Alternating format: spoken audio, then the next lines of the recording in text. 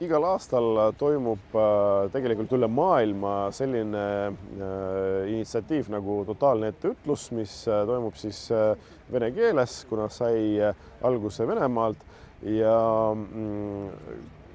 tegelikult on see hea võimalus inimestel, eriti nendel inimestel, kes elavad mitte Venemaal, kontrollida siis oma vene keele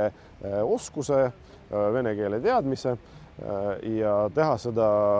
mitte ainult tasuta, mis on ka loomulikult väga tähtis, vaid ka totaalsete diktaatorite, nagu neid nimetatakse, siis abil ehk need inimesed, kes loevad etteütluse teksti ette,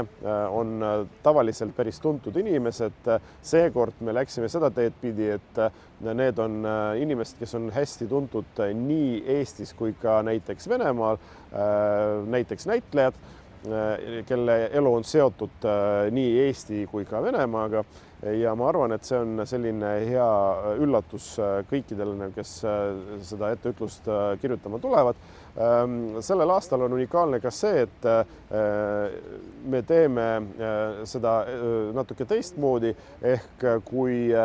siiamaani on olnud mitu sellist kohta, kus üheaegselt kirjutati totaalset etteütlust, siis seekord on kõik need erinevad kohad nii-öelda ühe katuse alla viidud ja selleks katuseks on siis meie kultuurikattel, kus siis 4 erinevas ruumis, toas toimub siis totaalse etteütluse kirjutamine ja siis 4 erinevat diktaatorit, nagu ma neid nimetasin,